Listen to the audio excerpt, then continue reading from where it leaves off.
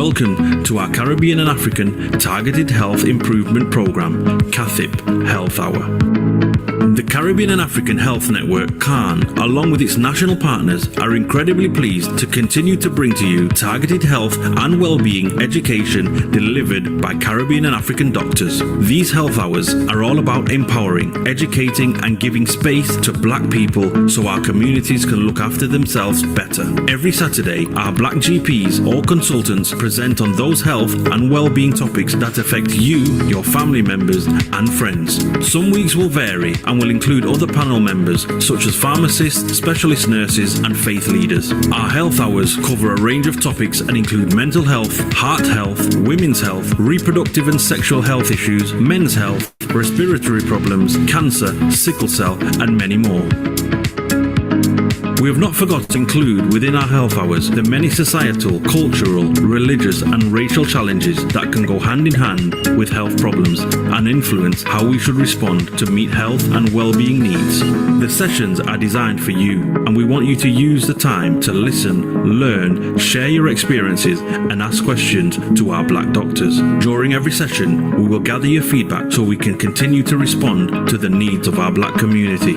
To request any particular topic, please email health@cahn.org.uk. We encourage you to invite others to our health hour sessions. Spread the word in our community. CATHIP is funded by the National Lottery Community Fund.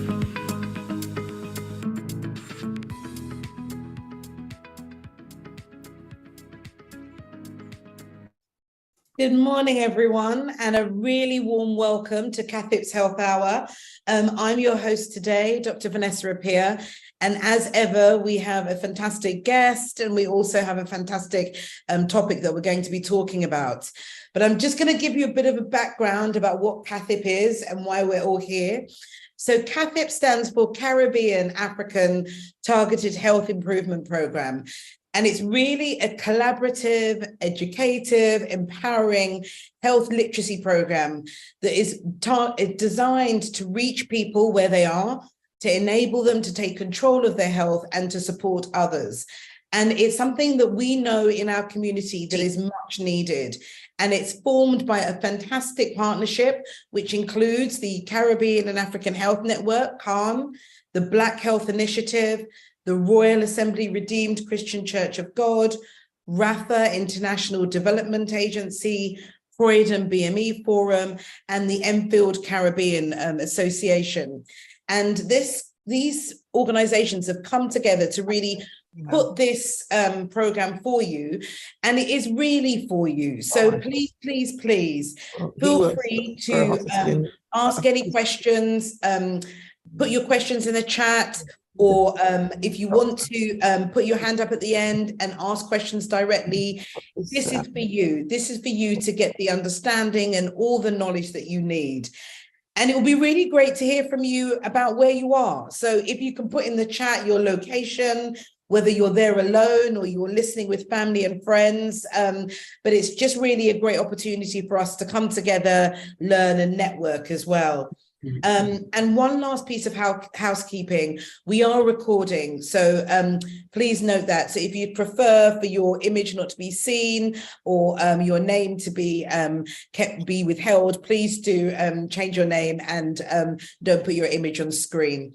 But without further ado, I'm just going to introduce Dr. Olatoye, who is a consultant in acute medicine, and he's come to speak to us about such an important topic that I know from firsthand that we do not speak enough about it within our communities. And it's something that is kind of shrouded in whether it's stigma, whether it's lack of information, but he's going to be talking to us about end of life and really thinking about the practical aspects, but also the spiritual and cultural considerations.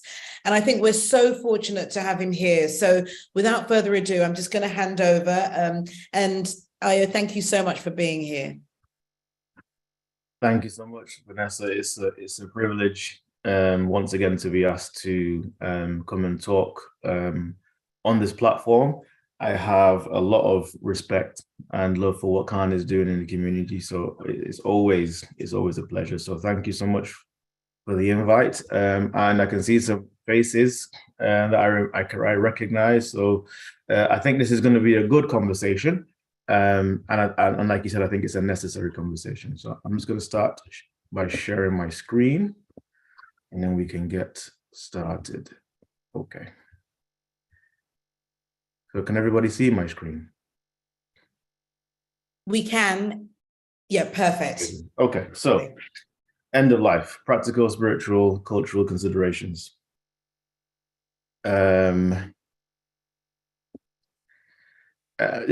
just like the concept of health being wealth. And I think it's important for us to make sure that we understand that part of us moving forward and getting better at life is also intentionally looking at what am I doing about my health? And I think the conversation we're having is going to be part of that conversation. So, like I said, thank you. Everybody who's here and who's listening to the recording. You could have been anywhere, but you've chosen to spend the time with us. I always like to start these conversations with thanks. And again, I do appreciate everything that CAHN is doing in our community. We need you, CAHN. We need other organizations like you to rise up and, further these kinds of conversations and these narratives. So thank you, thank you, thank you, thank you. So who am I? My name is Olatoye. I'm a lot of things. I'm a Christian. I'm a husband, I'm a father, I'm a son, I'm a brother. As a hobby, I'm a consultant in acute medicine. I've also written a book for those who are interested. I had a stroke in 2020, and because of the stroke, I started to be much more intentional about my health. Strangely, even though I was a doctor, I also started taking steps toward my financial freedom, and I'm Master Builder. That's my organization, top left of the screen. Find me on Instagram. Okay, so I'm going to set some ground rules. I think it's really important for us to remember that I am, for some of you, I'm your son, because there are older people in this group. Some of you, I'm your brother. Some of you, I might be your nephew or your uncle. I really want what's best for you. I think it's important to say that at the outset. And this may, excuse my English, this may be an uncomfortable conversation, but it doesn't have to be. One of the things that I do at work every day as a doctor is have conversations that some might find difficult. And I think that it's important not to go into it with angst, because actually that adds to it. Some of the things that we think are going to be uncomfortable aren't when you break it down. And a lot of the mysticism and stuff happens when we don't understand things as well. And I've added this on to the end. We can do hard things. Just, it's where I am in life right now. I want you to think about everything that you can do today. There was some point where you didn't have that skill. You weren't able to ride that bike, drive that car, do that job, but you were able to do it. There was something hard and you pushed through it. This for a lot of people is a difficult and hard conversation. I just want to encourage you that we can have it and we'll get through it together. Okay, so the reality is there isn't enough time to talk about everything I'm going to talk about. If we're talking about every slide that I'm going to put up, somebody else could do a whole 1 hour conversation about it. So I'm going to do a whistle stop tour in 35, 40 minutes. But the reality is there's never enough time. In what we're talking about, the end of life and people dying, no matter when somebody dies, we never think, oh yeah, that was enough. If it was a baby or somebody in their 90s, no one ever says, oh, but that's fine. There's always that understanding that we wish we'd had more time. And this is going to be a euphemism-free zone. So what I mean by that is I'm not going to say passed away. I'm not going to say went to be with the Lord, called to glory, left his. I'm going to say death and dying, because I want us to understand that these are words and we assign meaning to these words. So again, when I was being trained as a doctor, one of the things that we were trained on is communication. And when I'm talking to somebody, it is really important that I make sure that the person I'm speaking to understands what I'm saying. And the use of euphemisms sometimes makes that less clear. So I'm going to be explicit about that. So I just want to do a trial to see how what the tone is in the room. I want everybody to say out loud, I am going to die. I am going to die. I'm going to die. I am going to I die. am going to die. Well, I'm going I'm to not die. loud though. Now, thank you for all saying that, and then I'm going to ask all of you to mute your mics. Thank you. If anybody had any difficulty with that, I would like to point out to you that that's not what may be that you're struggling with may be a cultural or a emotional issue, because the reality is we're all going to die, and this is why we're having this conversation. So what we're talking about? We're talking about death and then an end of life. It's so interesting to me that there are so many aspects of life that we prepare for. We prepare for job interviews, we prepare for marriage, we prepare for our driving tests, we prepare for job interviews that we might not even get. But we don't often have conversation about preparing for death, which I find interesting because it's the one thing that we're all going to have to deal with. So what is death? In my previous conversations with CAHN, I have talked about the fact that I believe that I am a spirit. So what you're looking at is my body. I have a soul and I live in a body. And all of these three parts of me are me, all three parts of them. So death kind of depends on what we're talking about. So death, from a physical point of view, is when the spirit leaves the body. You can't have a body alive without a spirit. But death, from a biblical point of view, the word means separation. Another thing to remember is death is a part of life. Everybody that you're talking to today, everybody that you're speaking to, and when you look at yourself in the mirror, we are all going to die. And it's inevitable. So some other audience participation. What's the number one cause of death in the world? You can put it in the chat box, or maybe you'll mute yourself for 2 seconds. What's the number one cause of death? Old age. Old age. Thank you, Uncle. Anybody else? Heart disease. Heart disease, okay. Diabetes. Stress. Okay. So Carol Baxter, I think you may have been looking at my notes, because I would argue that the number one cause of death is life. No one gets out of life. It's the one inevitability. Everybody is going to die. So again, if it's going to happen anyway, why not plan for it? Why not have a conversation about it? So let's start talking about the practical aspects of death and dying. What happens? So again, I might just remind people, if you don't mind, to mute your mics just for the sake of the recording. Thank you so much. What happens when somebody dies in hospital? So this is my area of expertise. The body is certified, and I'm saying the body because I believe that I am a spirit, I have a soul, and I live in a body. So when I die, that means my spirit has left my body and my body is here. That body is not me. That body just housed me. So the body is certified, the body is moved to the mortuary. Certification in that context is us as doctors checking for signs of life. Because there is a legal requirement for us to say when somebody died. Then there's a specific death certification. We have to fill out a form to say, I think this person died because of this. And then the family have to decide how they're going to deal with the body. So whether it's going to be a burial or cremation.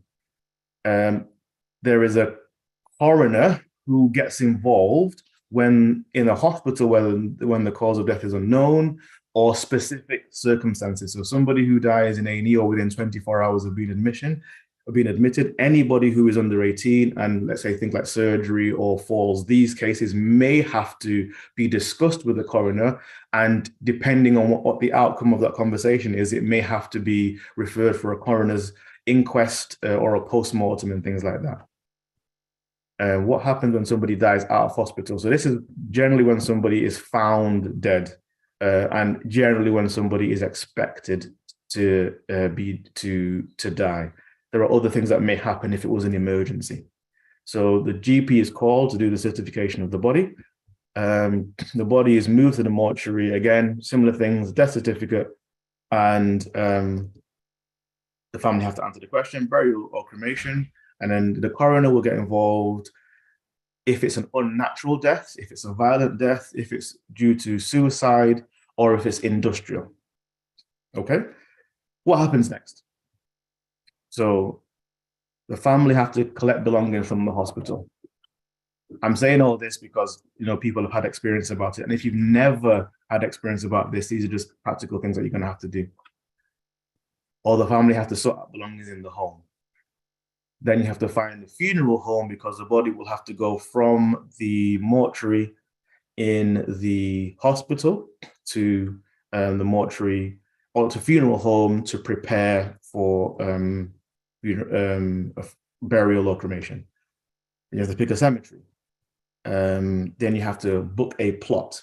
When I say think ahead, so spoiler alert, my father died in 2020. And when we picked his plot to bury his body, we were asked, well, is there anybody else in the family who may want to be buried in the same plot? And obviously my mum is still alive. And so we opted to have a plot that she could also be buried with him when she dies, if Jesus tarries. So plan the ceremony, that's what we're gonna have to do. And buy a coffin. You also have to buy, sorry, my things are, buy a headstone, yeah. And then ask questions like, was there a will? You know, and sort out life insurance and whatnot. Okay, what else do you have to do? I mean, that's the rundown briefly. Everything else, everything could be talked about in much more detail. And if you've never had to deal with this before, bereavementadvice.org is a great website you can go to just to get some information about it. One of the things that people talk about when we're talking about death and dying is palliative care and end-of-life care. So what does that mean? So palliative care is about improving the quality of life of anyone facing a life-threatening condition. It includes physical, emotional, and spiritual care. So death is different for different people, but there are some conditions like cancer maybe, or end-stage COPD, or other things that as the body deteriorates, there can be some discomfort, and palliative care are specialists in making sure that that part of life is as comfortable as possible. So one of the things that the palliative care team might help me as a hospital doctor is advice about medication for breathlessness, for secretions, for pain, and for agitation, because as doctors, we know that as people approach the end of life and start actively dying, these are things that often patients have to deal with. But I would say that palliative care should be involved before it becomes a situation of active death. And a conversation about palliative care and one's wishes, I would always advocate in anybody who is given a life-limiting diagnosis. So that's practical aspects of things. So spiritual. So I am a Christian, I mentioned that before, and there are some religious considerations. So obviously as a Christian, we're going to want to have a church service to commemorate the passing, no, not passing, the death of our relative. Remember, I'm not going to use euphemism. And from a Christian point of view, we don't pray for or to the dead. I'm only talking about my perspective and, you know, where I'm coming from. Now, I think it's important to talk about the rapture because I think it has spiritual and some cultural implications. So for those of us who don't understand, the rapture is the Christian belief that Jesus ascended into heaven and is coming back one day. When he comes back, that's going to be the rapture. He's going to come back as, you know, king of the earth. The reason I think it's important is because the concept of the rapture has been around since Jesus left over 2,000 years ago. And there is this tension of living, understanding that Jesus is coming back at some point, but the Bible is clear, nobody knows when that's going to be, but also the fact that I'm living in the world now. Where I think it may have implications with death is that I know that some people, and this is something that I had to deal with in certain aspects, because of the fact that we're thinking about the rapture, there are things that we're not discussing or preparing for because Jesus is coming back. But we've already established the fact that nobody knows when he's coming back. And I believe that God didn't want us to have spiritual isolation because he said, be in the world, not of the world. So therefore, if I'm in the world and I don't know when Jesus is coming back, I'm going to have to plan for tomorrow. And these kinds of conversations about death and dying are the conversations that we need to have and sometimes are not having because of the fact that any minute now, Jesus is coming back. I know of conversations that, people are saying, oh, these people talking about life insurance and, they just they don't have any faith. So I understand that, but the only way that I can rationalize that is the person who said that must have been convinced that Jesus was going to come back in their lifetime. But the Bible is clear that nobody knows. So again, I think it's important for those of us who are Christians to make sure that we are preparing because nobody knows. I hope that makes sense. I think it has implications for things like financial planning and wills and other such things, which I'm going to touch on later. I'm not a Muslim, so I did some research, and my understanding is that in Islam, there's an understanding that the body has to be buried within 24 to 72 hours, and therefore there are special provisions that are made, and especially at the weekend, if that happens. That's as much as I know, so I'm just going to move on from there. So what does the Bible say about death? In Hebrews 9:27, it says, it's appointed unto men once to die, and after this to judgment. So again, the Bible is clear about the fact that we're all going to die. It's appointed unto men, not men the gender, men as in mankind, to die once, and after this to judgment. So we're all going to die. I keep saying that, we're all going to die. So it's important for us to have that in our minds when we're thinking about our life, because our life one day will end, and there is something that we're doing in our life that's going to determine what happens after our life. In Psalm 16:15, it says, precious in the sight of the Lord is the death of his saints. The reason I included this is because sometimes when we're having these kind of conversations, some people can take it to mean that there's a lack of care, either from the person saying it or that this is God's disposition, but I don't believe that. I think God is clear that he cares. There's another part of the scripture that talks about Jesus being a high priest that is touched by the feelings of our infirmities. So I know that the things that matter to me matter to him because they matter to me.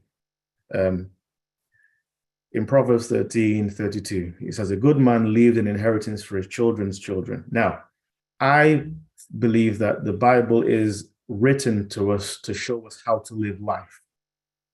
And you can have a practical viewpoint on it and have a religious viewpoint on it, but I believe the Bible is practical first. So to me, when it says a good man leaves inheritance for his children's children, this is talking about finances. It's talking about estate planning. It's talking about leaving money. I believe it can also talk about things like heritage and culture and leadership and things, but I think those things are add-ons. I think it's talking specifically about leaving finances for your children's children. And I think the reason I think it's important, because depending on how you read the Bible will determine whether you focus on that or are intentional in that direction. Again, all of these things are much bigger conversations that we can deal with today. These are just broad strokes. I do have some further slides about what the Bible says about death, but I'm going to go through them quickly for time's sake. I will send these slides to CAHN so you could be able to download them. These are all basically talking about, so again, if we live for God and we die for God, so that tells me in my life, I'm living for God. In my death, I'm living for God. It talks about, Jesus reassuring me about things that happen. Again, I'm going to skip through it, about what happens after life. But it also talks about the fact that people died, people were murdered, and people died of illness and things, and people were sick. So one of the things I love about the Bible is that God never hides anything from us that he wants us to know, that he needs us to know. He doesn't even hide the flaws of his patriarchs, the people that he chose to be our examples. He doesn't hide the fact that, you know, they were humans. So the concept of dying, death, and life planning and talking about future, God doesn't hide. Joseph even said, when he was being buried in Egypt, actually, when one day you guys are going to leave Egypt, take my bones and take them with you and bury them in this place. That's afterlife planning as well as end of life planning. So again, I'm going to skip through these. So cultural. So I hope everyone's sitting comfortably. In Mark 17:13, it says, "Thus you nullify the word of God with your traditions." Why have I said this? So remember we said before about we all said out loud, "I am going to die," and I don't know, some of you might have felt uncomfortable about that. Again, I would submit to you that if you do it, it may be a cultural thing or a psychological thing rather than a spiritual thing, because we've already established the fact that from God's point of view, God talks about death. And from a physical point of view, we're all going to die. Now, me saying I am going to die doesn't bring my death on any quicker. It's just a statement of fact. It's as factual as me saying I'm black and I've got gray hair and I'm wearing glasses.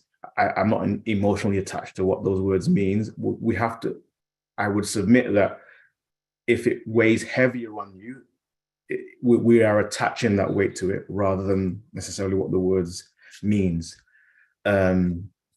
So because we've established things like the Bible expects us to provide for our kids after death and things like that, if traditionally we're not moving in that direction because that's not how we understand the Bible, or we're not doing things like having life insurance and whatnot, our traditions are nullifying the word of God, because God says, "This is what I expect you to do." So again, we can have a deeper conversation about that later. Again, I can only talk about my experience as a Yoruba born in Nigeria, living here, but we avoid talking about it. I think it's bigger than Nigerians. You know, Vanessa and I were having a conversation prior to the start of this, that we don't talk about it. And the problem is not talking about it leads to a number of different issues. I heard an interesting definition of fear, the difference between fear and anxiety, which I think might be helpful in this situation. So fear is the present concern about present danger. So if there is a rabid dog next to me, that's reasonable to be fearful about that. In that situation, fear is good. If I'm having an interview tomorrow, I'm actually not scared. I'm not fearful about it because there's no imminent danger. What I have is anxiety about it because it's something happening in the future. Does that make sense? So maybe some of the things that we're talking about in terms of fear of death or fear of this and fear, it's actually anxiety about the future. And I think I just like the label about it, because I think we all have anxieties. We all have health anxieties. And talking about death, you know, has implications in this arena. Our people. This is the phrase that some people use to talk about their people, to explain behaviors that may not necessarily be helpful. Let me give you some examples. So not even a day later, the day of my dad's death, when we got back from the hospital, somebody said to me, my dad was a pastor, and they said, "Oh, you know, don't worry, you know, the ministry won't die." Which, you know, I can understand where they're coming from. And don't get me wrong, I love and respect this person. But my dad just died. That's not what I'm thinking about right now. I have heard stories of people where, again, the father of the house have died, and people are coming to, you know, understand and grieve with them and mourn with them, which is the right thing to do. But there's an expectation for the widow to cook for the relatives and stuff. And I know I'm stepping on some toes here. I've always found this slightly strange. So I have 3 children.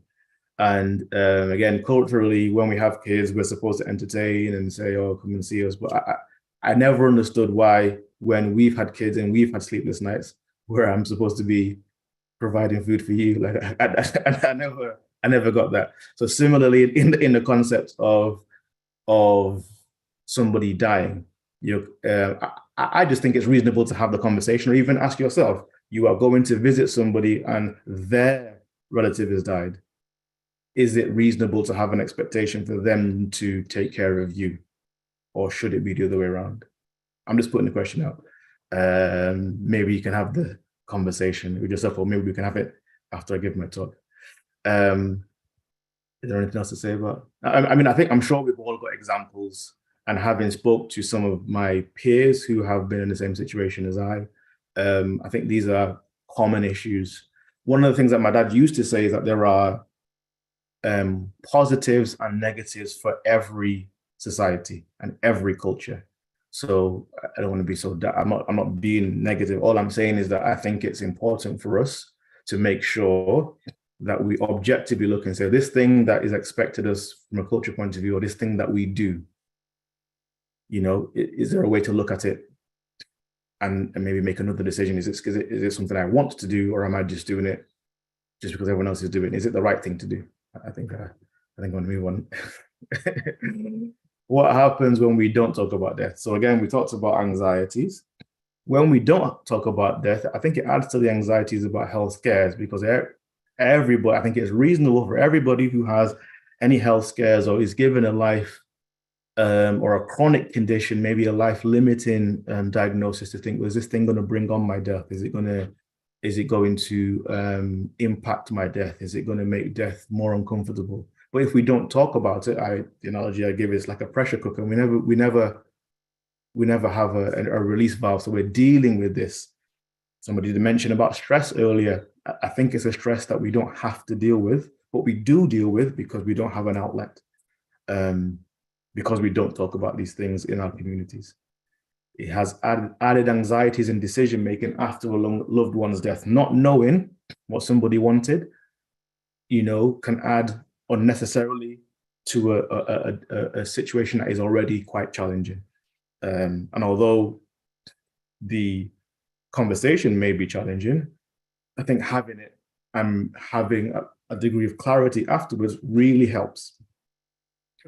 Not having conversations about death and one's wishes can lead to things like disputes about property or wills and estate, and these things don't have to be an issue if we address them before somebody dies.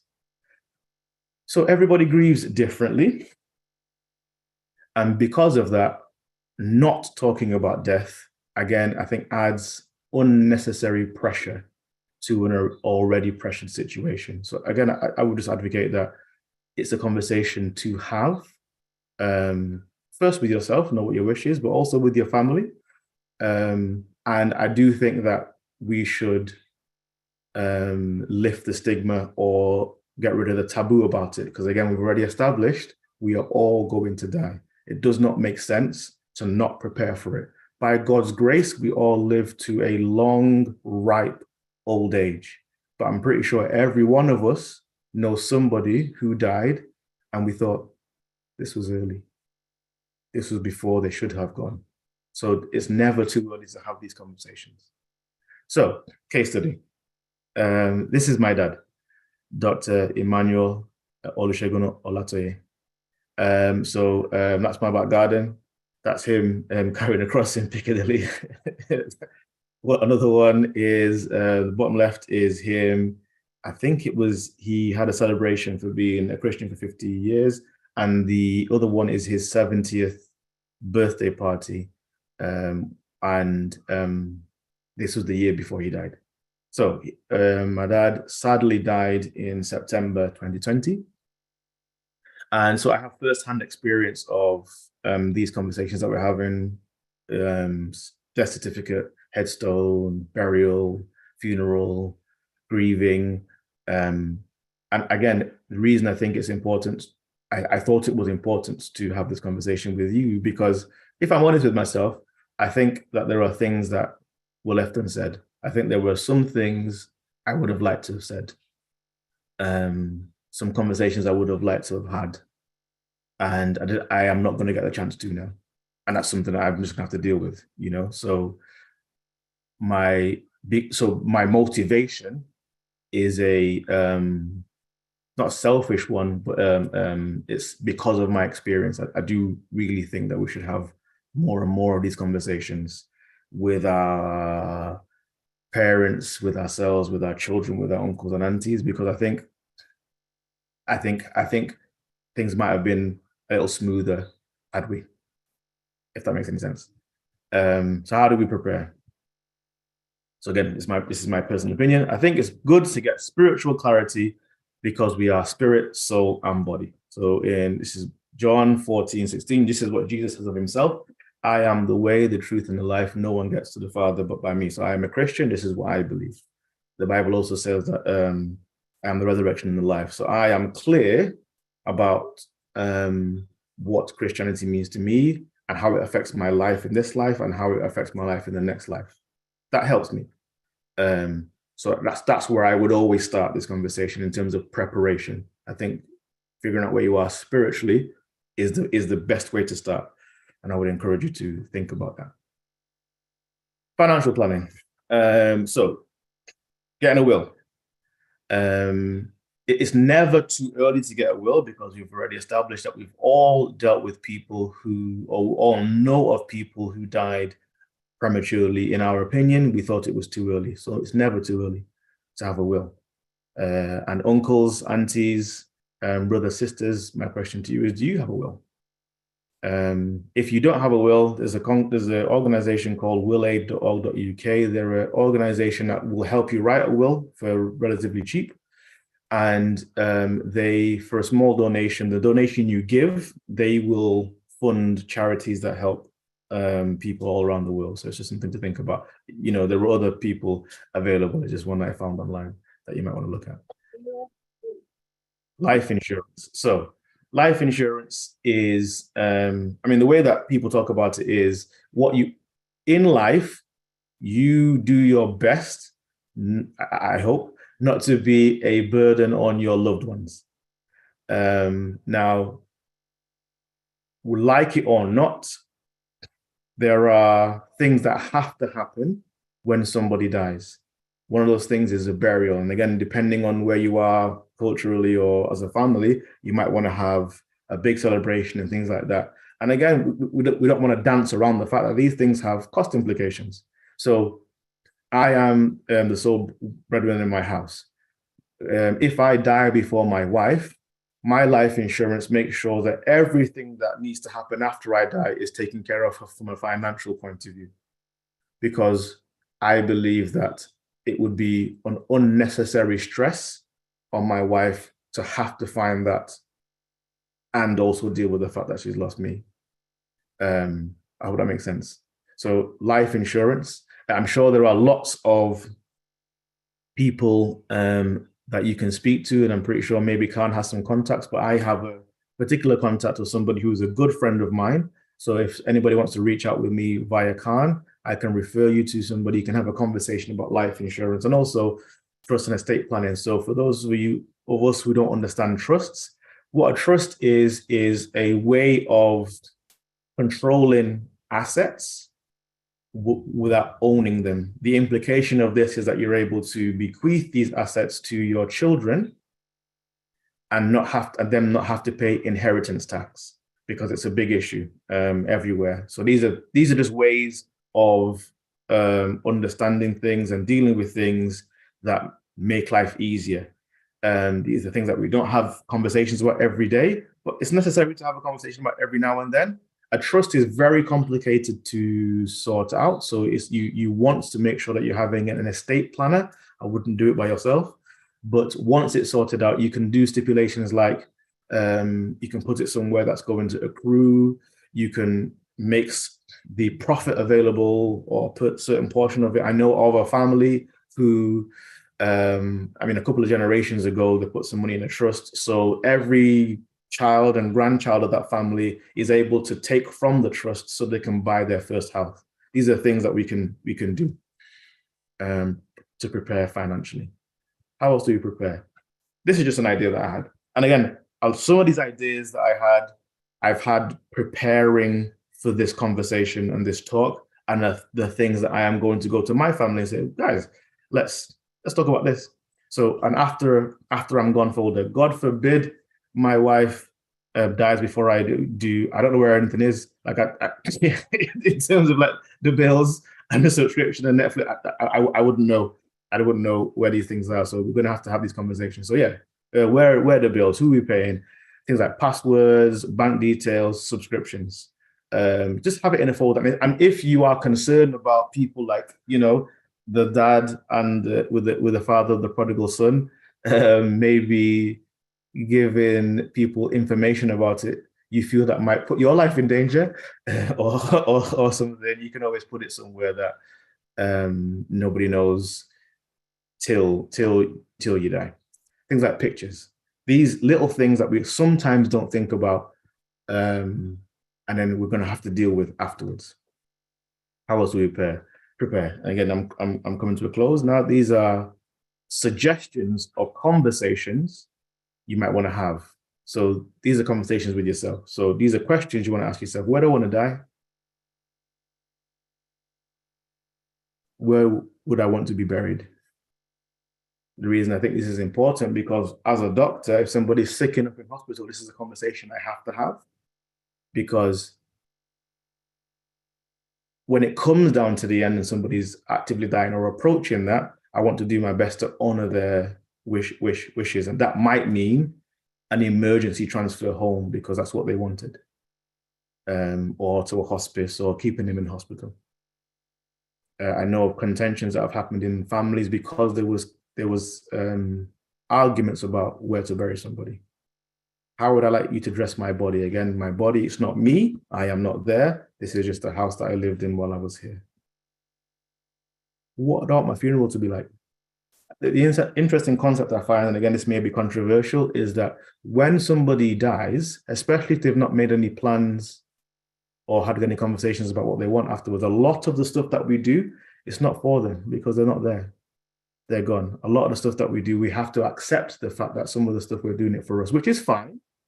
It's fine. I'm not saying there's anything wrong with it. All I'm saying is that we have to accept that because that person is gone. Yes, we are honoring their memory, but it doesn't have any impact on them in that sense. So maybe having a conversation of what you want before might help. Do I want to be buried or cremated? How do I feel about being an organ donor? Organ donation, again, this is my house, it's not me. God forbid I die at a stage where my organs are still useful. I don't see a reason why I would restrict somebody else having access to these parts, because I know that they're not me. But again, as you can see, I've thought long and hard and deeply about this. And again, I'm hoping that this talk might at least start that thought process or conversation with you. These are conversations you might want to have with your family. Is there anything you've not told me that you want to? Do you know that I love you? And do you feel loved by me? Is there anything you regret about our relationship? Is there anything you think I need to ask you for forgiveness for?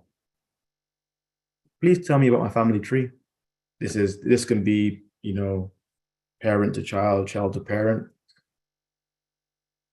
Coping after somebody's died. Now, coping is different for everybody. One of the things I have discovered about grief is that it's not linear. So very soon after my dad died, you know, it might be, let's say if it was 6 days later, it's 6 days later, but I'm not necessarily 6 days, you know, better in that sense. There were days when, now I don't think about it every day, but obviously at the time, I thought about it every minute of every day. And sometimes feelings comes in waves. So it's different for everybody. And as it's different for me, it's different for my mom, it's different for my brothers, different for our wives. Talk to somebody. I think so. We rob ourselves of so much comfort by bottling things up inside. In James 5:16, it says, therefore confess your sins or faults to one another that you may be healed. And I know that it's talking about like I say, as faults. But one of the ways that I interpret this is that, again, we are spirit, soul, and body. The reason I think it's important is because we all know, those of us who have faith, that even on a day when I'm not feeling well physically, it's harder to pray. I don't feel like praising God if I've got a cold. So if we have never realized it before, these things interlock. If I am not feeling well mentally, I don't feel like going to do exercise. I might not feel like going to church. All of these things intertwine. So sometimes having conversations about how I am, and I understand that there are some interpretations where the word healed there is whole. I understand that to get forgiveness for sin, I need to go to confess my sins to God. But to be completely whole, there are some conversations I might need to have with my friends, people. Function is not the same thing as coping. And the fact that you're able to go back and do what you're doing doesn't necessarily mean you've dealt with everything. I'm not saying you have or you haven't. All I'm saying is that just think deeper if this has affected you. And get help. Things that my family did is, so in the same year that I had a stroke, my dad died. And as a man, I realized that there were some things, because of the fact that I was with as a child. So my wife and I decided to start some family therapy. And we brought our children into it because we wanted to give our children the language and the tools to deal with these kinds of things. Because again, death is inevitable. And grief is inevitable, and pain is. They had concern for me that their dad had had a stroke, so that's why we had these kinds of conversations. So I don't like the phrase moving on, but I think that we should move forward, because I think not doing that is detrimental. Everything in life that is healthy has motion to it. Stagnant water is unhealthy. Streams are clear and good for you. And people say things like time heals. I don't believe that at all. I believe it's what you do with the time. And one has to be intentional about moving forward. Otherwise, we may be physically somewhere else, but emotionally still in the same place. Grief is the price we pay for love. So there are some psychological concepts that suggest that we are hardwired to avoid discomfort. So some of the things that we don't do, the things that we avoid doing, that's one of the sources of procrastination. Some of the conversations that we don't have because of the fact that we don't want to be uncomfortable.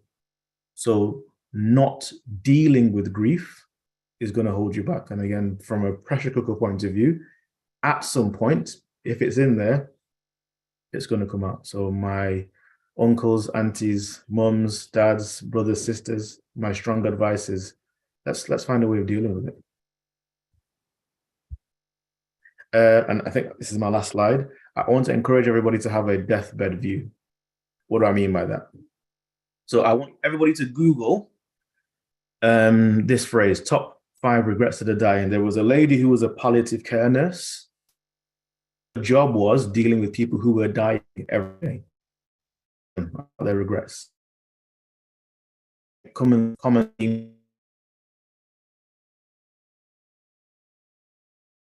giving themselves permission to take risks. They hadn't they hadn't been themselves.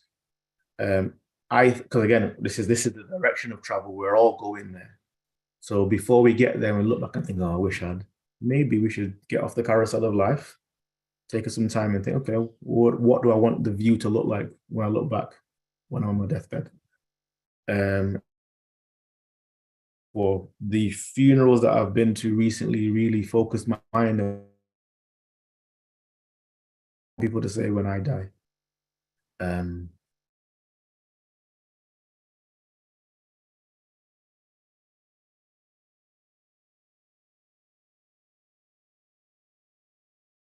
And I want to thank everybody for listening.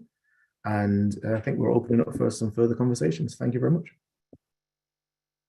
So we are opening up, but first of all, I have to say just such a huge thank you, because you've been so raw and open, as you shared, and it's such a difficult topic, and I just think you did it beautifully. So many things you said resonated with me, and I think your questions. I laugh with my husband because I've created that folder. Because I was unwell once and my husband knew nothing, didn't know how to access anything. So I've actually created that folder. But for me, what struck me really personally was the questions you had on the next slide of, things that we should speak to our loved ones and the questions that we should ask. And I'm so sure that so many messages are coming through both on the chat and have come through to me personally just to say what a wonderful and powerful presentation. So just saying so much thanks before we launch into the questions. So appreciated. And one of the questions that has come through was about reflections on Christianity and cremation. So, and this is something that I know that I know family members that have gone into deep arguments about this because family members have very, very different views. And so I think one or two people have just asked for your comments or reflections on that, please. Yeah, okay. So my reflection on it is, again, because I am a spirit, I have a soul, I live in a body. The body is my house. And I would preface that to say, my opinion is that there are so many things that we argue about that I don't think God really cares about. He's looking at us and thinking, come on, guys, like, what is this about? So my personal view is that I don't think it matters. I don't think it matters. I think it's up to you to do what you want to do because it's my house and I'm not living in it anymore. And if I have no strong feelings about having an organ donated, it would then be silly for me to be like, okay, well, you've got to be, because again, that's a cultural thing. And as long as we admit what argument we're having, then fine. But if somebody says we're having a spiritual argument, or we're actually having a cultural argument, we're never going to see eye to eye. I don't think the Bible has any strong opinions about any of those things. I don't think I am more Christian if I am buried or less Christian if I am cremated. I don't think it matters. I think it's worth bearing in mind that funerals are more expensive. Yeah. Very, very true. I think that is something that I think many people don't realize how expensive it is. And actually, I remember when we were going for my uncle's, we were organizing his funeral and choosing the plot. And, the price difference from having a plot by a path to having a plot deep in the cemetery was thousands. And again, it is things that we when it's not on your mind, you just never realize. So yes, incredibly expensive. And I'm reading out some of the questions in the chat and that have been sent to me, but please feel free. And perfect, thank you. Caroline has her hand up. So if you'd like to unmute and ask directly. So basically, when you say that your personal view is that it doesn't matter, and if we're talking it on the basis of Christianity, then in a way it matters because Jesus told us to follow what he does. There must have been a reason why Jesus wasn't cremated and he was buried instead. And also where I find it a bit I'm not sure when they ask you, because I think the laws have changed now that if you don't specifically say that you want your body parts to be used, they will use it by default, unless you say so. Now I struggle with that because I'm like, I get what you're saying that, we're body, soul and spirit, and the body is just housing the spirit and the soul. But I struggle with giving my body parts to somebody else purely because there was also a reason why when the two sinners that were beside Jesus, when they weren't dead, when Jesus was pierced, he was pierced so that his bones were not cracked. He wasn't damaged in any way. It was specific in the Bible. And I think it means something. So to go and give your body parts to another person, and I know that it helps another person. I don't know what the answer is, but I struggle. So I don't know if there's any, any answers to that. But for me to actually give my body parts to somebody, I want to know that I'm doing the right thing, and I'm not just doing it because everybody else is doing it. I understand, and these are really good. This is a really good question, Caroline. So thank you so much for asking. And again, from my point, I am only talking from my point of view. I understand what you're saying, but we have to understand that that is an inference rather than an explicit direction. So things like the Bible says, tithe or the 10 commandments, those things that the Bible says explicitly do this thing. What I believe what you're saying is that because this thing happened with Jesus, then we should probably also do that thing. And somebody might use baptism as an example, but subsequent to Jesus being baptized and being an example, the Bible also says explicitly believe and be baptized. So I don't know necessarily that they're in the same camp. All I would say is that because I don't think it matters, I don't think it matters. I think if you feel strongly about not doing it, then don't do it. I wouldn't get into an argument with somebody about it, but if you feel strongly about don't doing it, fine. I know that there was conversation about having an opt-out for organ donation, but I don't know that that was made into law just yet. And even if, pardon? I said I think it is, because you got paperwork sort of asking you if you want to opt in or out. If you die, for instance, and you haven't made a choice, they will use your organs if it's at all possible. I mean, they're not going to be able to use mine because I've got illnesses that doesn't allow me to. So I'm automatically opt out, so I don't have to make that decision. But if you haven't made a decision that you don't want your organs to be used on and what have you, they will use it by default because they're finding that there's a lot of people that can be helped. And maybe they didn't have the conversation, maybe they're a bit elderly and they didn't know about it or whatever. So they're opting you in, whether you like it or not, until you say, no, I don't want to. Okay. So I think it's law now. Fair enough. I mean, even if it is true, I think it's really good for you to bring it to this forum for us to have a conversation about it, because again, if you have strong feelings about it, then find the paperwork and opt out. I really do think that one of the things that I'm hoping these kinds of conversations encourage us to do is to take our own personal responsibility for our health, well-being, life, bodies, and moving forward. So if somebody has strong feelings about it, then opt out. I think it's, like I said, personally, I have no feelings about it at all. But if somebody does, then the solution would be, okay, well, let's find out if it is law, and if it is, then get the paperwork and opt out. Thank you so much. And I think this is such powerful conversations and so important. And I think Charles would like to come in as well. Yeah, thanks, Dr. Vanessa. So, Caroline, thanks for your question. So Charles Krakodre, Chief Exec for CAHN. And since 2018, CAHN has been running blood and organ donation campaign, so more than happy to have an online conversation.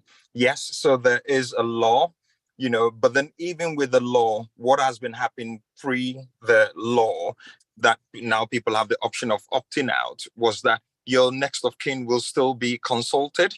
So we run a campaign. We work with Black African, Black Caribbean church leaders, exploring if there was any biblical concerns about organ donation or blood donation.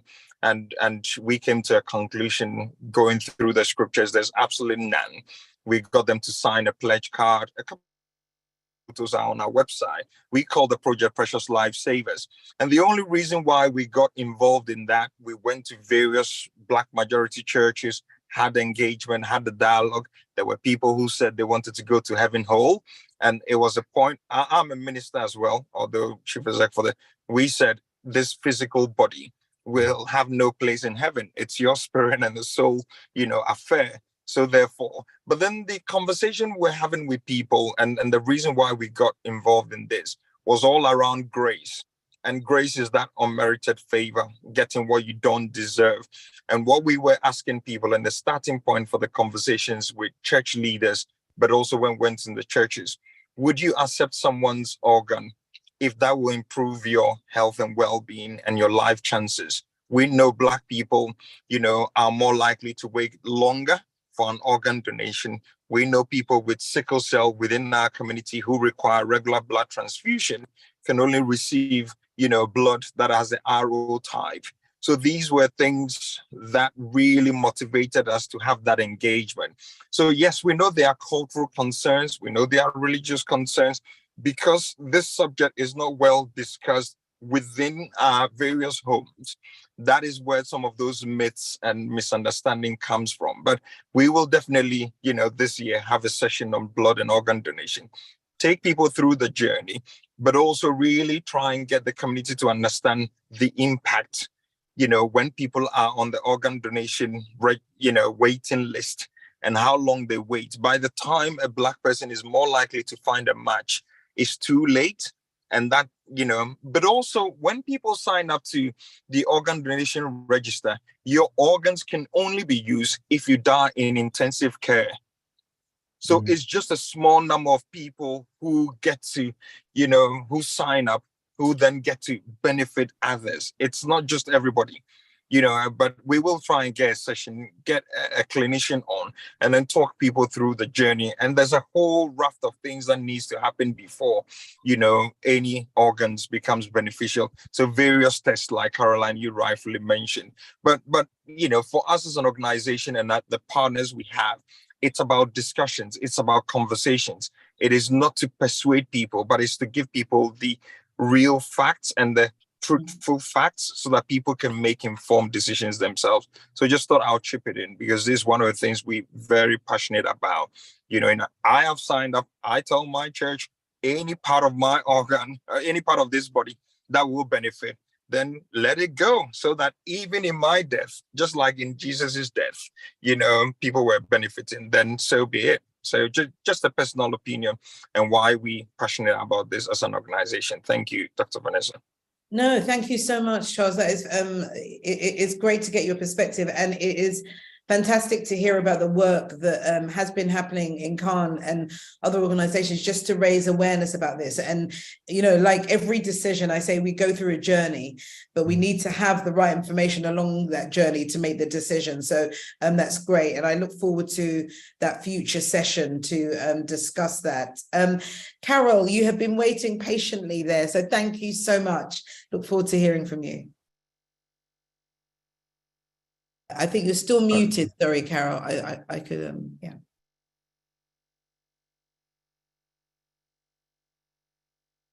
Let me see if I can. Perfect. Oh, no. So lovely. Perfect. Thank you so much, Dr. Vanessa. But more importantly, thank you to the doctor for a very formative and interesting and stimulating 1 hour. I just have two observations, or two things I'd like to put forward. One of them is the focus you made on planning, because I think it's so important. And I've just turned around in my library and picked up a book which I found really helpful in planning, and I'll flash it on the screen. It says, "Now I'm dead, so what?" And I write something in it every day, because I would never like my family not to know what's going on when I'm dead. And you've covered all the points in it. It covers stuff like legal issues, health issues, financial issues, family tree, just about everything you've mentioned. So it goes to show you that how comprehensive your input was. But I will flash it again, because it's bounded and it's pretty and it's there on a shelf like the rest of the books for you to search. I got it off the internet something like about 5 or 6 years ago. So that was one thing. And then the other thing is, one of the things that I'm sure a lot of us will be interested in is repatriation back to our countries of birth, or the country we want to be buried in. And I have a personal interest in this, I must add, and I won't do any advertisements, but I'd like to say that perhaps I could talk to CAHN sometime about a session where people looked at the practicalities of that. I own a funeral home, as not out of choice. I just had that passed down to me in a will from my father in Jamaica, and eight of us, 7 sisters and a brother, now own a funeral home, and we all live abroad in different countries. So the funeral home has to thrive by our work internationally. So I'm going to leave it there and say, if you do want to hear about some of the practicalities and the pragmatics of repatriating your loved one, we would be happy to facilitate from Jamaica online or in present, in face-to-face, if that would be something that CAHN would find useful. So thank you. Thank you so much for sharing. And first of all, Charles has said in the chat, really happy to discuss further. But I love the book and I love that it's pretty as well, because that always makes a difference when you're going to talk to loved ones about it. And I don't know, Dr. Aya, what you think, but the repatriation issue is something, you know, in our family, you know, my family's from Ghana. You have half my relatives want to be buried in the UK where they are, and you know, and men, half have also said they want to go to Ghana, and we've, as soon as they said that, we kind of closed our minds because it seems such an enormous task and we wouldn't know where to start. So incredibly helpful. I think it's an important point that you make. I think I said before that a lot of the things that we're dealing with, till we understand it, it seems like mysticism and witchcraft. Yeah. So some of the things I'm able to diagnose as a doctor, as a medical student, I'd be looking at myself thinking, how did you get that? But it's just something that you've had to learn to. So I'm going to call her Auntie Carol, respecting her vintage. Thank you. I think it's a great conversation because so many of us are, you know, in diaspora, and it's one of those things like you talked about, Vanessa, about the practical aspects of stuff. So just understand, if you want this, it means this. So not only does it mean I'm probably gonna have a conversation with the Home Office, I'm probably gonna have to have a significant financial outlay. That's probably 2 Home Offices I'm gonna speak to, and costs on both sides. So it's like, it's fine if that's what you want to do. Just make sure that there's a conversation about it, because is it fair to have an expectation about that without preparation for that? Mm-hmm. Yeah. Thank you so much. That's great. Such great conversation. And I'm always aware that we talk and time pushes on, but I feel that we can have 1 or 2 questions. So Dio, over to you.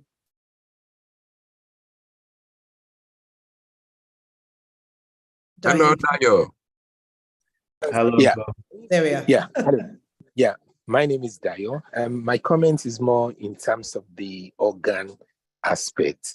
Now, from personal experience, my daughter had an accident, and the doctors knew she was going to die anyway. But the way they were communicating about the organ issue was not a good experience for me. And I just had to tell them, just stop it. Because it's like you going to the market and saying, okay, we can use this, we can't use that, we will take that, and we will not use this. But then the bottom line also is that they will still perform some tests after they take out the organ to see whether it is compatible. Now, if it is not compatible, obviously they can't, they'll probably just pack it back whichever way. And I didn't find that exciting at all. Thank you. So yeah, thank you, Uncle, for that's for your sharing. I'm so sorry that that's been your experience. I think it's such a challenging thing, because there are obviously the practical aspects of things that are useful to discuss in the moment, and especially with these kinds of issues, time is a pressure. However, I know that one of the biggest issues when it comes to conversations between healthcare and lay people is communication. Often, often when there is a complaint, the issue is about communication. So please allow me to apologize on behalf of, the doctors that weren't sensitive to what happened to you, because I believe that it's possible to have difficult conversations in an empathetic, sympathetic way. So I'm very sorry that happened to you. And obviously, because it happened to you, you may have certain feelings about it. And the reason I think these conversations need to be dealt with properly is because they are far-reaching conversations. So my personal care is to ask myself the question: if this was my mother, father, brother, son, uncle, friend, how would I like this situation to be dealt with? and do that. Now, I am, again, I don't know the doctors. I'm sure everybody did what they thought was best at the time, but regardless, I am very sorry that it happened to you. And I want to echo my just apologies, because and thank you for sharing it with us, because it is incredibly painful. And I also think that this is why I think forums like this are so important, because unless people share their experiences, good or bad, we can't begin to change things. And I know that through this, I know that I'm sure that Charles, CAHN, all the other organizations, this is going to be on their radar. And when they're in forums where opinions are asked and change is part of their work, they will say that, we've heard this experience and what's happening isn't acceptable. So thank you so much for sharing, and just really sorry for your loss. And I just want to highlight that we are talking about quite triggering things, and in the chat, there are links to the counselling support that's available. You may just want to have just for someone to listen to you after this, or in a week's time when you've been thinking about it, it may have opened something. Please, there are organisations and support there for you. So I know that my colleagues, Natasha's been putting things in the chat, and I'm sure they'll put it again so it's closer up in the chat. So thank you so much. Teresa and Caroline, I'm going to give you both the final words, otherwise I'll get told off. So Teresa, you want to come on, please? Can you hear me? Yes. Okay, brilliant. I just wanted to say this has been a really great presentation. Thank you so much. I lost my mother when I was a child, well, late teens, and nearly died myself. So I'm passionate about helping the community to understand legacy.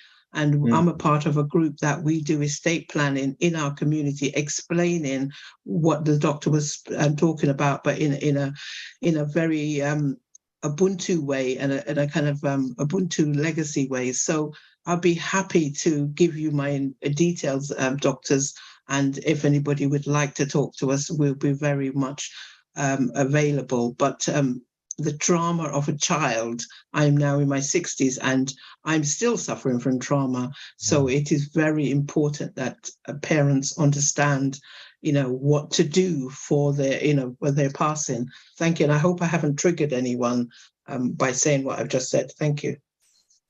Thank you. Thank you so much for sharing, Auntie Teresa. I think just like Vanessa was saying, we need to have these conversations. We need to have more and more of these conversations, and it's interesting. So my wife lost her, my wife's mother died when she was really young. And so we have a podcast. It's called, she has a podcast called Tales of a Motherless Mother. You might want to search for that on Spotify, Tales of a Motherless Mother. And I have a podcast called the Master Builder Podcast, and we're going to do a combined one. So look out for that. It's probably going to be out in the next week. And we're just going to talk about our experiences of death and grieving, because I think it's a much bigger conversation than we can have.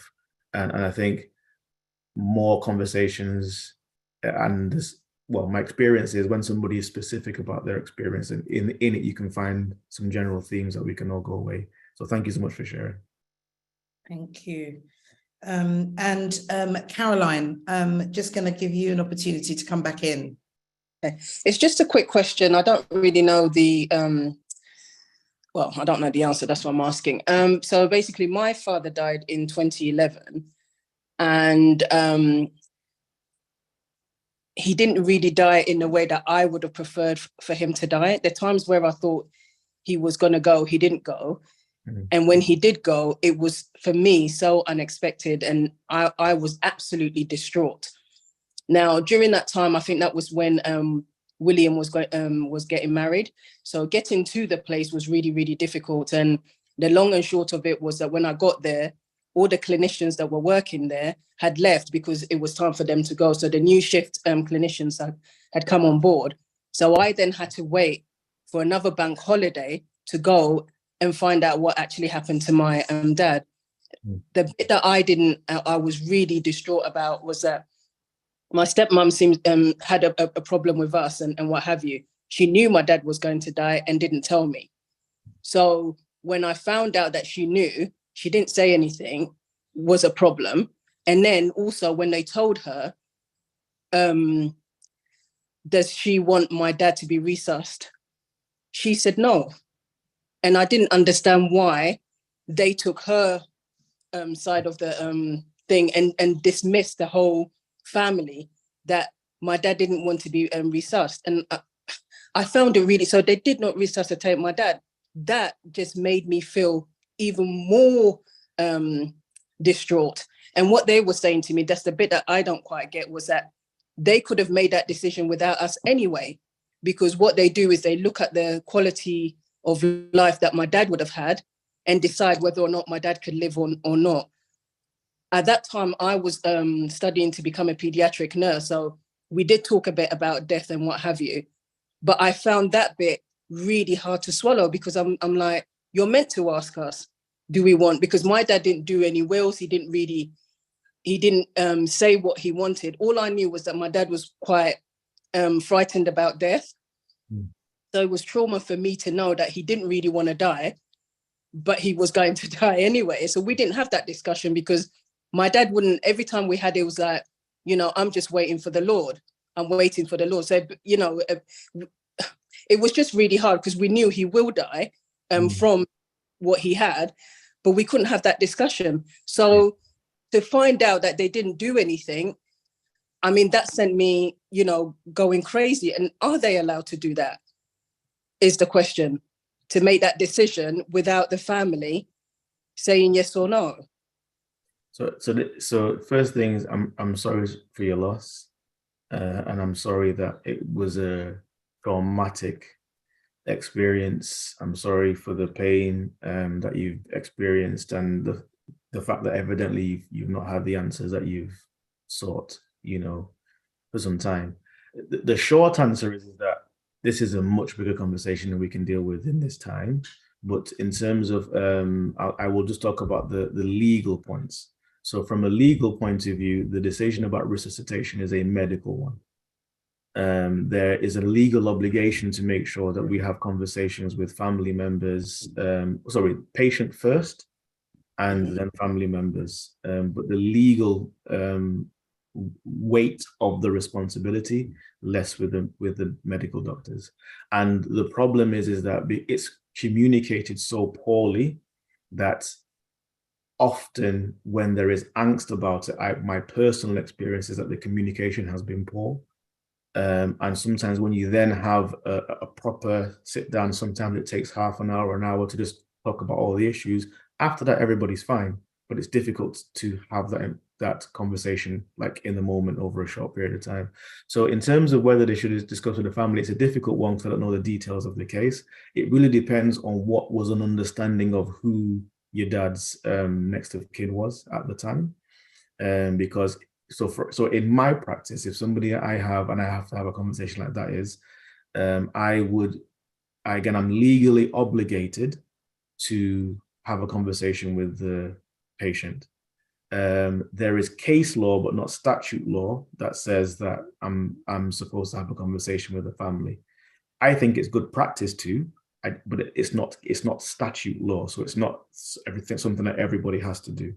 So that's the short answer legally, but I don't want to take away from the fact that I know that it impacted you and it was an unpleasant situation, but that's where we are legally. Okay, thank you.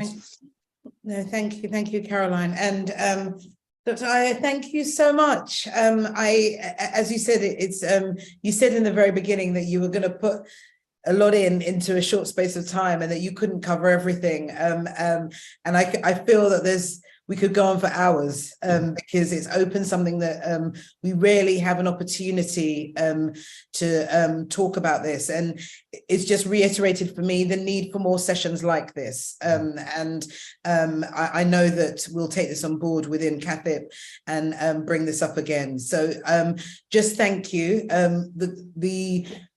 the conversation wouldn't have opened if you hadn't have set the tone so beautifully. So I really, really appreciate that. And I just want to thank everyone. As ever, we are nothing without you, and you take time out of your Saturday mornings to come on and listen, but also engage. And we don't take that lightly. So thank you so much. And we look forward to seeing you next week. And before you go, I'm going to hand over to Natasha, who's just going to give you some more advertisements for the coming week. Thank you so much. So hello, everybody. Again, thank you so much for joining us this morning. It's really important to be in these spaces and be able to share our pains and our worries, our losses. It was great to hear from Dr. Ayo, because shared a lot of your personal experiences and made it so much more relatable, and it really opened the room. And Dr. Vanessa, obviously, for guiding us throughout. So that was great. I'm the marketing manager here at CAHN, and I would like to share with you a little bit about our projects and services that we have. Some of them relate to today's session. So, okay, perfect. Okay, can you see my screen? Not as yet, Natasha, but let's see. Can you see it now? No, see your lovely face. Thank you so much. Let's try again.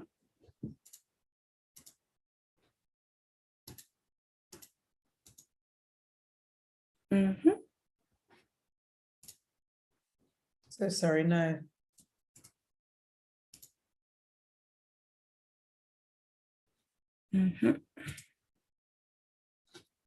Should be in a second.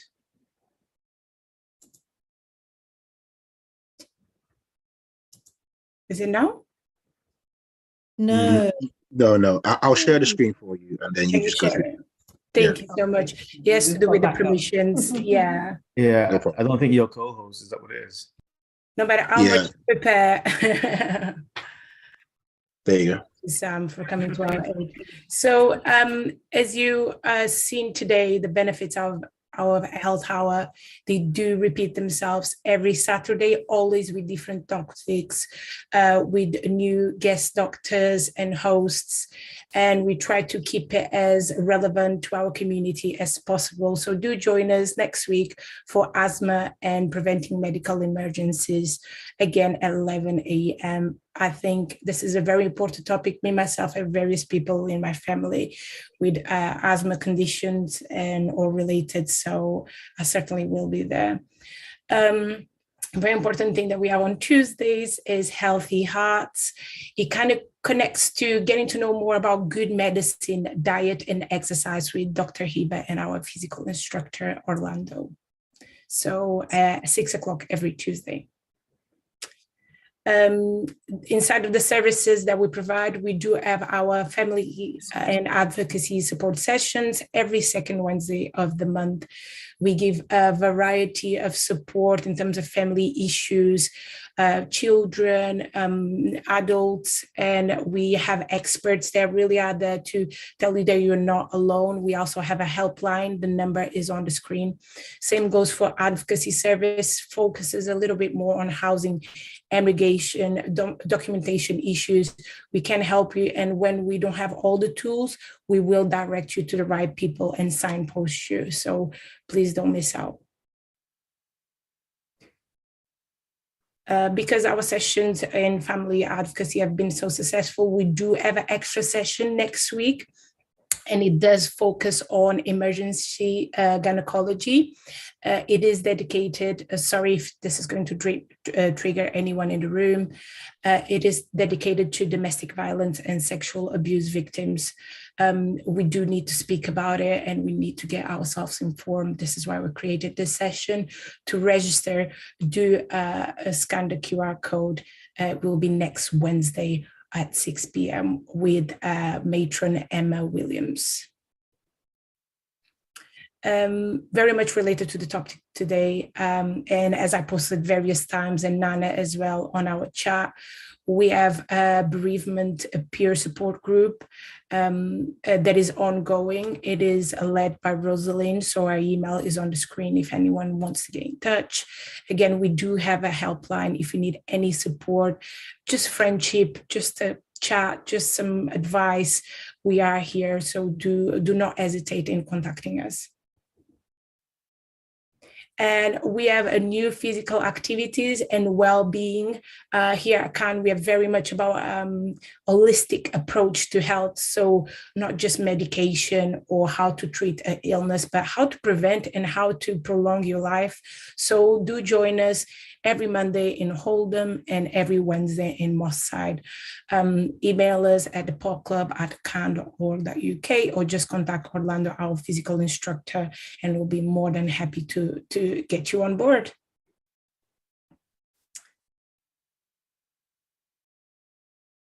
In the same line of process, we do have our green arts and well-being sessions in Stockport on Tuesdays, and we also have them in Bolton at 2 to 4 p.m. in Bolton.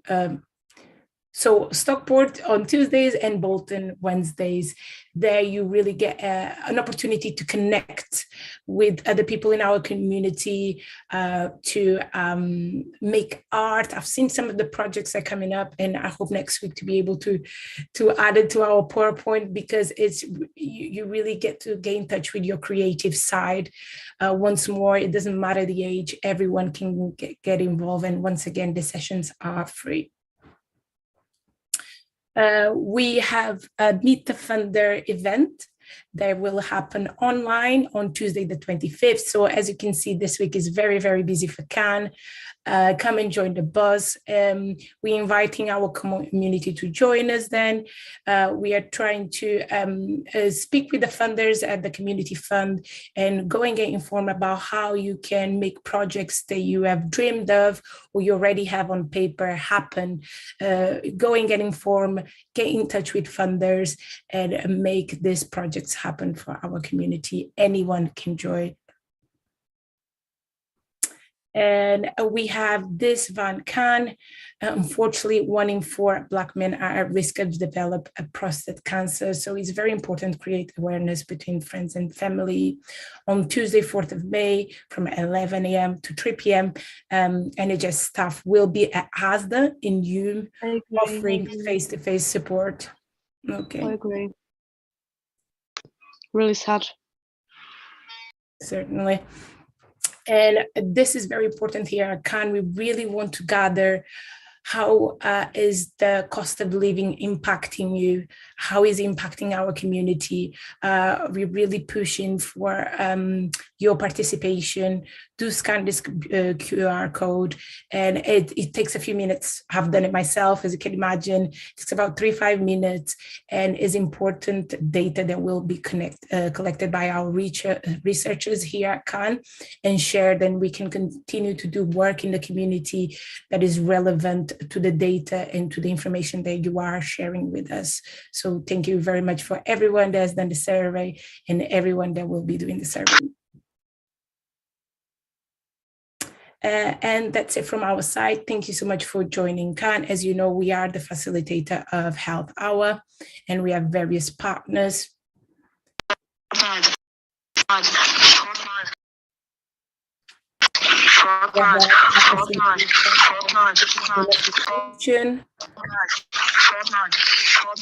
Contact Dion John if you need any further information in this particular partner.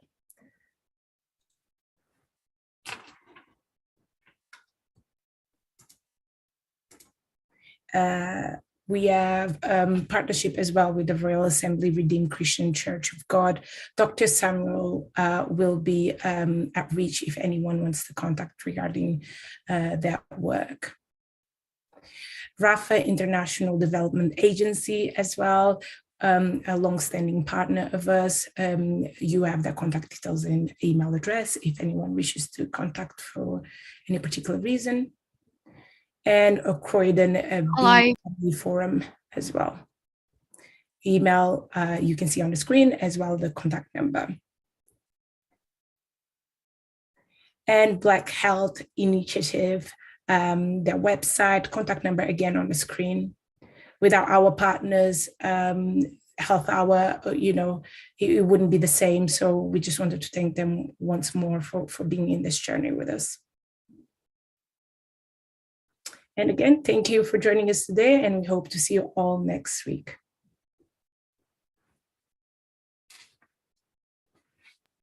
Bye. Bye-bye. Have a blessed day. Thank you. Welcome to our Caribbean and African Targeted Health Improvement Program, CATHIP Health Hour.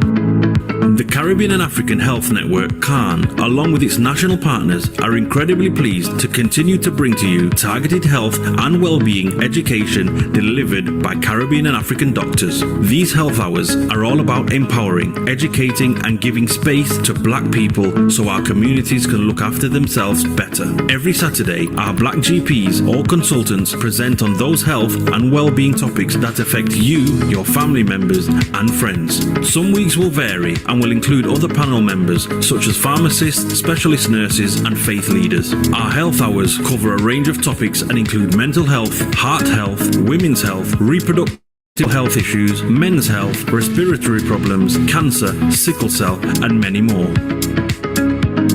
We have not forgotten to include within our health hours the many societal, cultural, religious, and racial challenges that can go hand in hand with health problems and influence how we should respond to meet health and well-being needs. The sessions are designed for you, and we want you to use the time to listen, learn, share your experiences, and ask questions to our Black doctors. During every session, we will gather your feedback so we can continue to respond to the needs of our Black community. To request any particular topic, please email health@cahn.org.uk. We encourage you to invite others to our Health Hour sessions. Spread the word in our community. CATHIP is funded by the National Lottery Community Fund.